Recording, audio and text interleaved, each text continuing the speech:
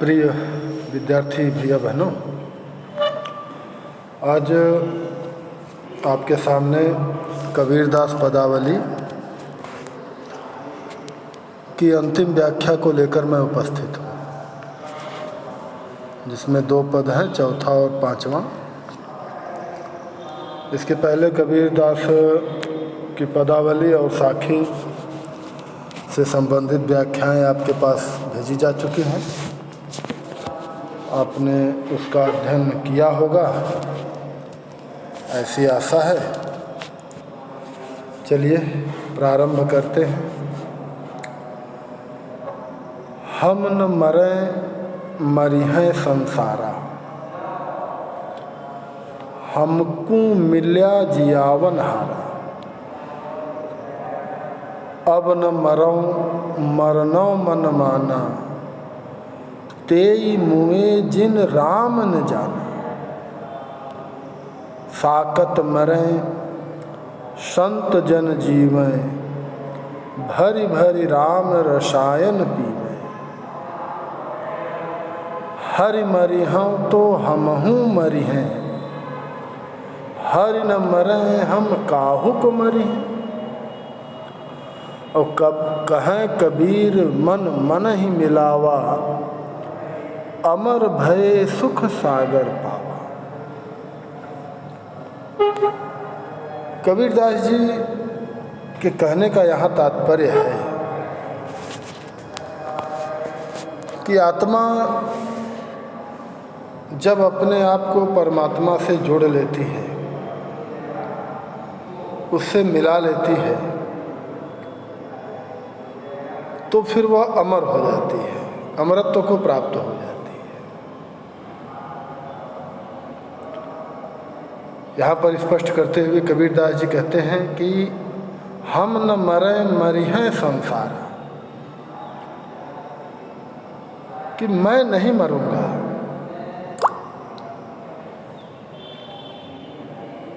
एक मिनट रुकिए जरा, ये नेट को बंद कर दें, भूल गया मैं।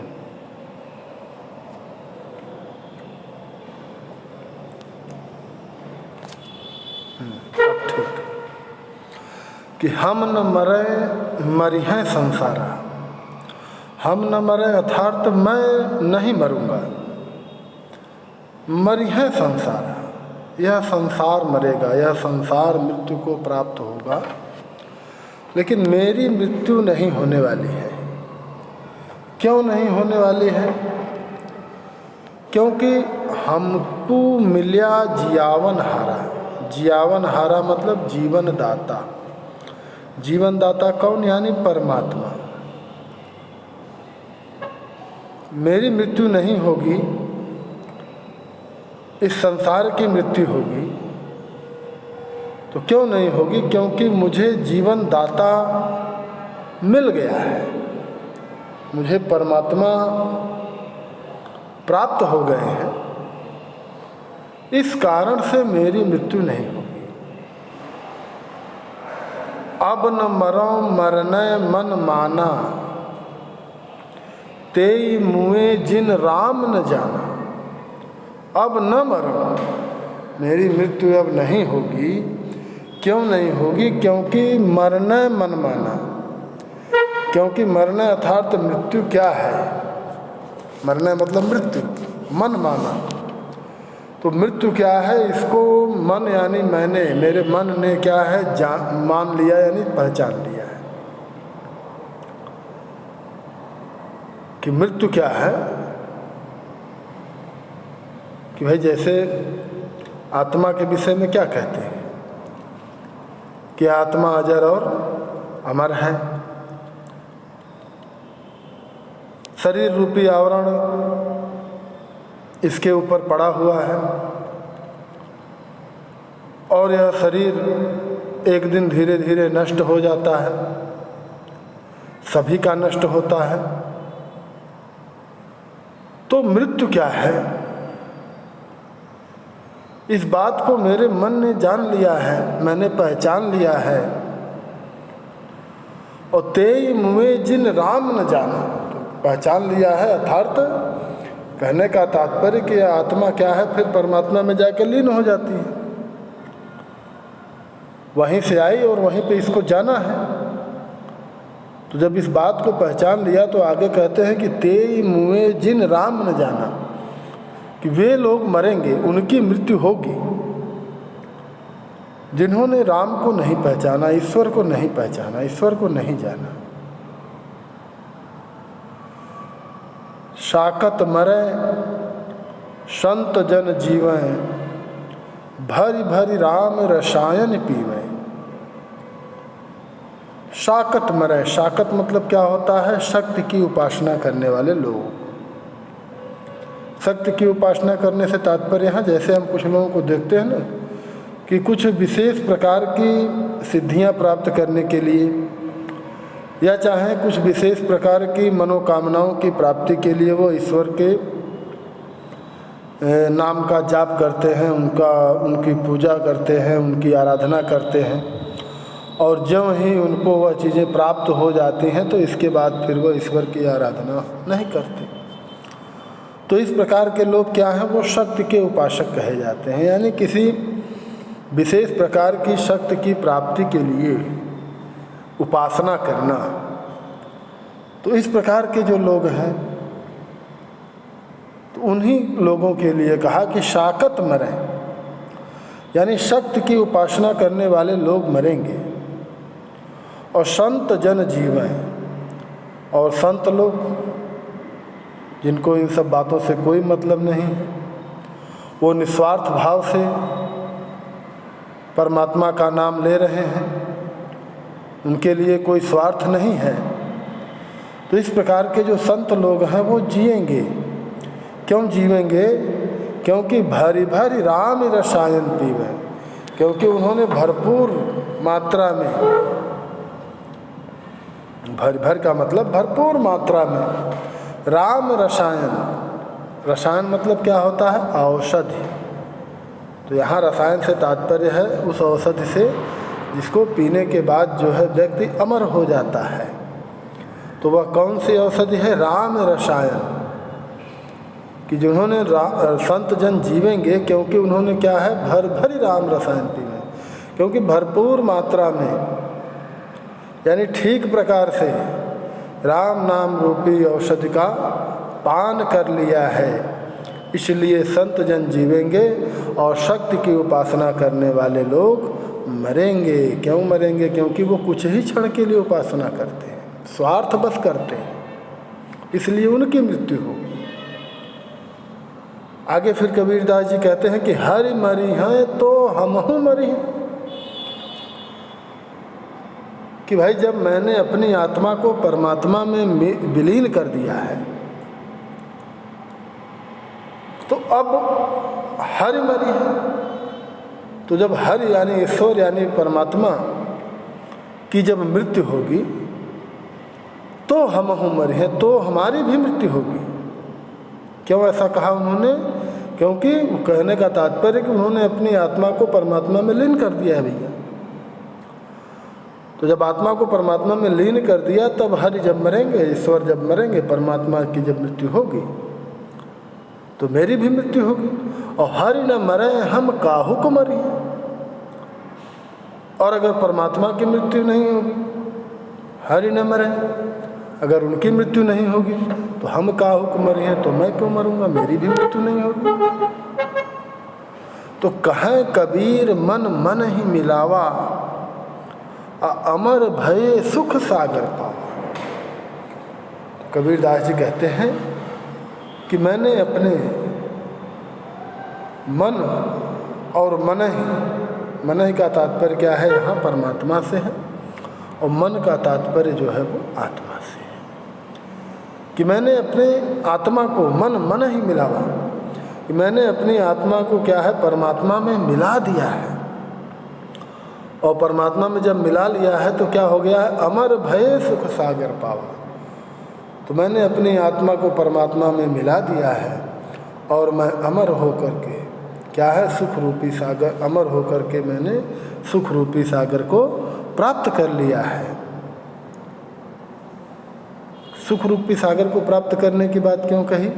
क्योंकि व्यक्ति क्या है, वो जीवन भर मृत्यु के भय से भयभीत रहता है। और यहाँ कबीरदास जी कहते हैं कि जब मैंने आत्मा को परमात्मा में लीन कर दिया, तो परमात्मा में लीन करने के बाद क्या है, मैं भी अब निश्चिंत हो गया और आनंद रूपी सागर को मैंने प्राप्त कर लिया। ठीक है, इससे संबंधित कुछ प्रश्नों पर जरा दृष्टिपात कर लेते हैं। तो पहला प्रश्न हो जाएगा आपका कि कबीरदास के अनुसार उनकी मृत्यु क्यों नहीं होगी।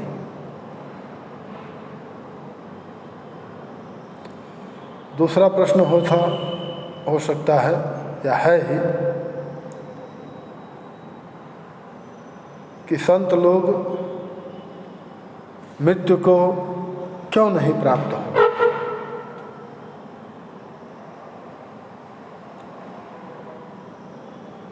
और एक प्रश्न और देख लेते हैं कि कबीरदास जी क्यों कहते हैं कि मेरी मृत्यु नहीं हो सकती।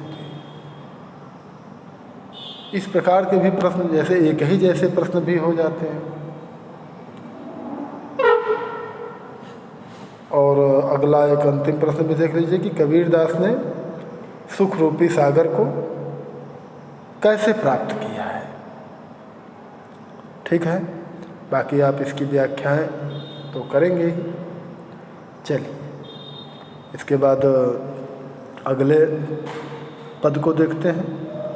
यह बहुत ही महत्वपूर्ण पदावली है, इसको आप बहुत ही ध्यान से समझेंगे कि काहिर नलनी तू कुम्हलानी, एक मिनट, तेरे ही नाल सरोवर पानी।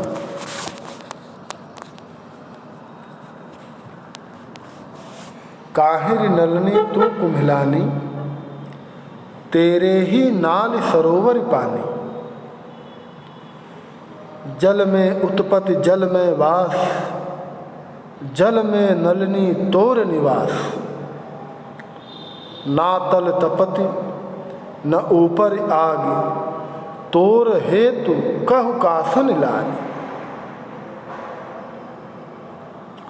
कहे कबीर जे उदिक समान, ते नहीं मुँहे हमारे जन। यहाँ पर कबीरदास जी ने नलनी को आधार बनाकर आत्मा और परमात्मा के विषय का निरूपण किया है। नलनी यहाँ पर आत्मा की प्रतीक है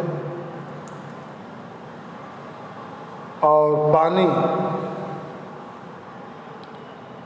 जो है वो क्या है, ब्रह्म का प्रतीक है।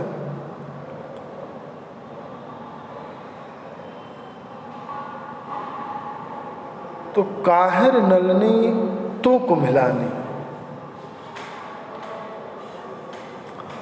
यहाँ दो अर्थों में हम इसकी व्याख्या को देखेंगे। पहला तो जो है वो नलनी के ही संदर्भ में है और फिर इसके बाद आत्मा के संदर्भ में करेंगे। तो काहिर नलनी तू कुम्हलानी, कि हे नलिनी, नलिनी यानी कमलिनी, कमलिनी यानी जैसे कमल है तो उसका स्त्रीलिंग क्या हो जाता है, कमलिनी। तो हे कमलिनी, तू क्यों कुम्हलाई। तुम्हारे कुम्हलाने का यानी तुम्हारे मुरझाने का क्या कारण है। तेरे ही नाल सरोवर पानी, कि तेरी नाल, तो नाल मतलब जिसमें कमलनी जुड़ी होती है ना, डंडी होती है, कमल का पुष्प कमलनी का ऊपर रहता है और ये नाल रहती है। तो ये नाल क्या है, उसकी हमेशा सरोवर पानी, सरोवर यानी तालाब, तालाब के पानी में ही रहती है। तो तेरी ही नाल सरोवर पानी, तेरी नाल तो हमेशा तालाब के पानी में ही डूबी है। तो फिर तुम्हारे मुरझाने का क्या कारण है? अगली पंक्तियों में भी वो कहते हैं कि जलमय उत्पत्ति जलमय बास, कि जल में ही तुम्हारी उत्पत्ति है, जल में ही तुम वास करती हो, और जल में नलिनी तोर निवास, और उसी जल में ही तुम्हारा निवास स्थान भी है, यानी उससे बाहर तुमको जाना नहीं है। ना तल तपति न ऊपर याग, न तो तुम तल अर्थात नीचे से तपती हो, कौन? कमलिनी। न तो तुम नीचे से तपती हो, न ऊपर याग, और न तो तुम्हारे ऊपर से ही कोई याग है भाई। तो तोर हेतु कहु कासन लाग, वो तुम्हारा हेतु, हेतु का तात्पर्य कारण, तो कारण यहाँ क्या है? यहाँ तात्पर्य जो है प्रेम से है कि तोर हेतु कहु कासन लाग, तो लग रहा है तुम्हारे मुरझाने का जो कारण है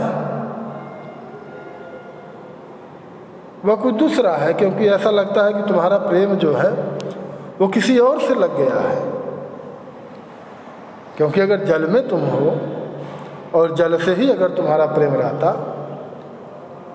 तो फिर तुम्हारे मुरझाने का कोई कारण नहीं होता। लेकिन लग रहा है कि तोर हेतु कहु कासन लाग, लेकिन तुम्हारा प्रेम जो है वो लग रहा है किसी और से हो गया है। तो कहे कबीर जे उदिक समान, तो कबीर दास जी कहते हैं कि जो लोग उदिक अर्थात जल, उदिक का यहाँ अर्थ क्या है? जल, कि जो लोग जल के समान हैं, ते नहीं मुए हमारी जान, तो उनकी मृत्यु नहीं हो सकती।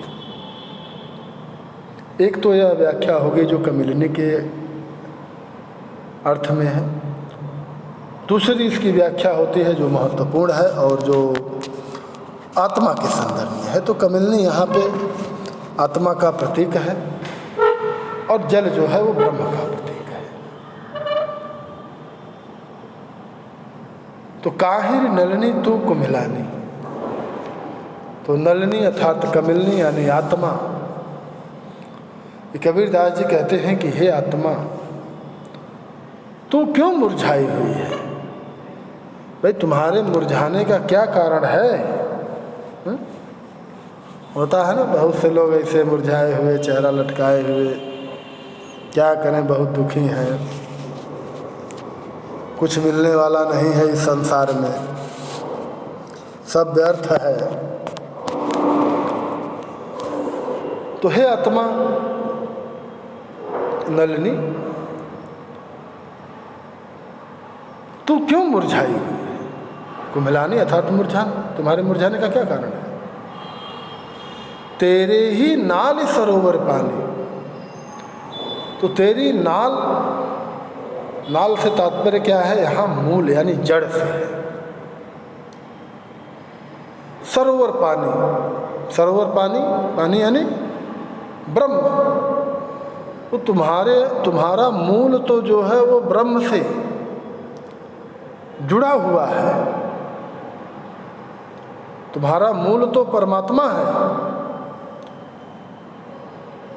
कि भाई मृत्यु होने के बाद क्या है? आत्मा परमात्मा में जाके मिल जाती है, और उसी परमात्मा से अलग होने के बाद वह एक यह वस्त्र रूप, शरीर रूपी वस्त्र धारण करके थोड़ा सा अलग लगती है अपने। बाकी तो जुड़ाव उसी परमात्मा से ही है, उसी परमात्मा का ही तो वंश है। तो तेरा मूल तो जब स्वयं परमात्मा है, तो तुम्हारे मुरझाने का क्या कारण है? तुम्हारे उदास होने का क्या कारण है? जल में उत्पत्ति जल में वास, तो उसी ब्रह्म से, परमात्मा से उत्पन्न हो, उसी में तुम्हारा निवास है, वास करना है।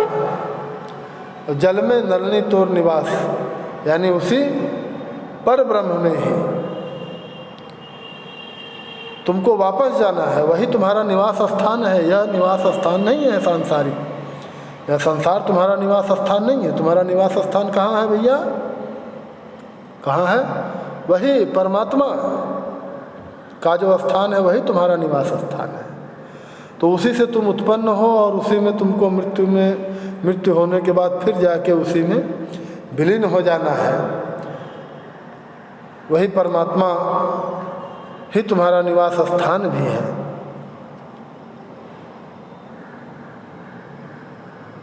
ना तल तपति न ऊपर याग। और आत्मा के विषय में क्या कहा गया है कि आत्मा अजर और अमर है।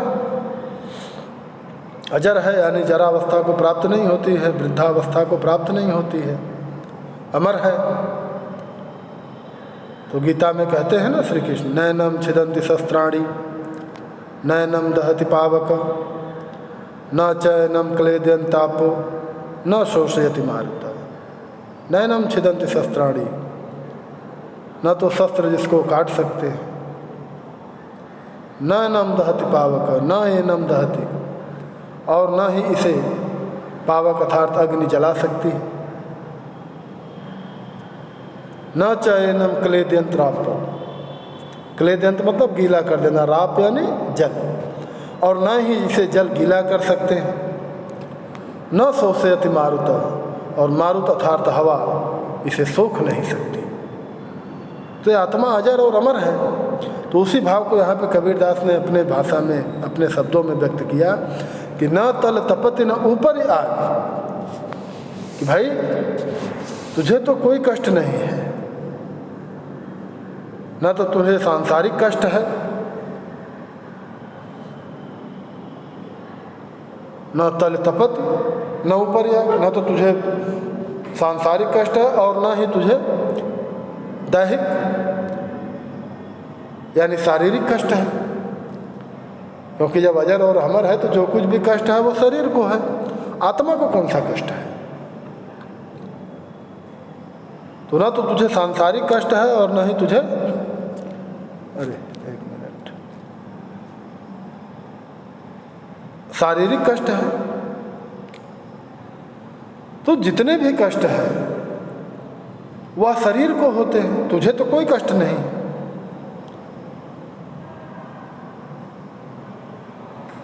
दैहिक दैविक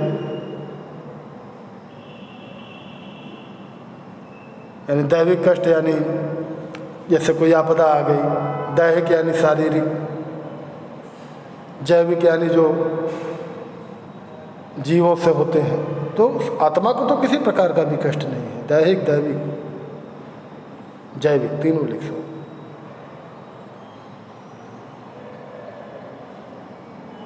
तो तू अजर है अमर है, तुझे किसी प्रकार का कष्ट नहीं है। जो भी कष्ट है वो शरीर को है। तो तोर हेतु कहु का आसन ला।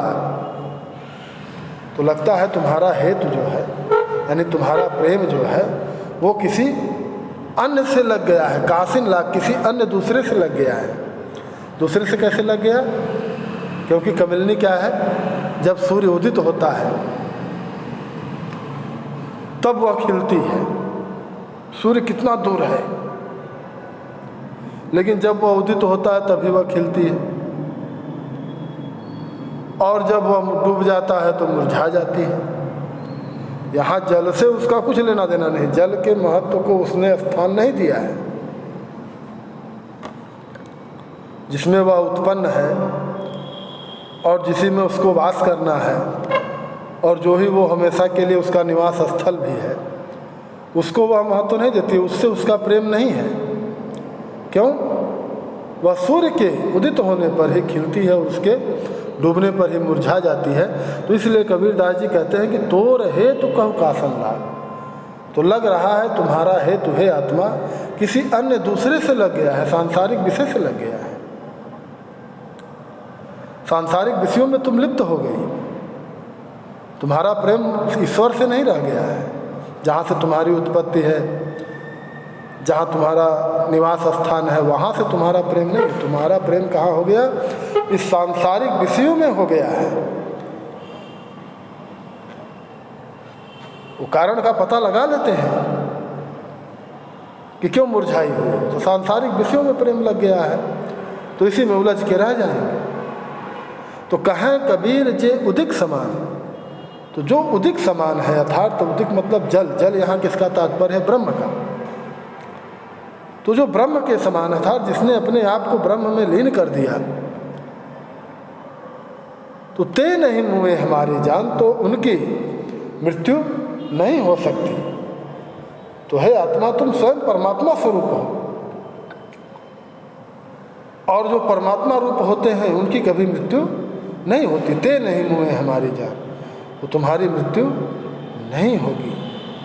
लेकिन कब? जब तुम अपनी आत्मा को परमात्मा में विलीन कर लोगे। तो इसलिए तुम्हें दुखी नहीं होना चाहिए, तुम्हें मुरझाने का कोई कारण नहीं होना चाहिए। चलिए, इससे संबंधित कुछ प्रश्नों को देख लेते हैं। पहला प्रश्न होगा कि यहाँ पर कमलिनी किसका पर्याय है? बाकी देखो, पद्यांश के पाठ का नाम, उसके कवि का नाम, ये तो आप जान ही चुके हो। रेखांकित अंश की व्याख्या के लिए हमने पहले ही कहा कि आप संपूर्ण पदों की व्याख्या करेंगे।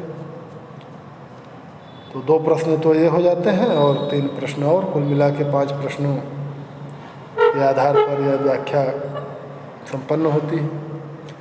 तो पहला प्रश्न आपका क्या हो जाएगा कि यहाँ पे कमलिनी किसका प्रतीक है? और दूसरा प्रश्न यह भी हो जाएगा, यहाँ पे जल किसका प्रतीक है? 2 तो यही हो गए। और एक प्रश्न और इसमें जोड़ लेते हैं। कबीरदास ने जीवात्मा के संदर्भ में क्या कहा है? एक आध प्रश्न और हो सकता है कि अंतिम पंक्तियों में कबीरदास जी क्या कहते हैं। तो आज यह आपकी कबीरदास पदावली की व्याख्या समाप्त हुई। यानी पाठ्यक्रम में कबीरदास के जो भी साखी से संबंधित दोहे हों और पदावली से संबंधित पद हों, उन सभी की व्याख्या समाप्त हो चुकी है। आज आपका यह पाठ भी समाप्त हो गया। आज के लिए बस इतना ही। धन्यवाद।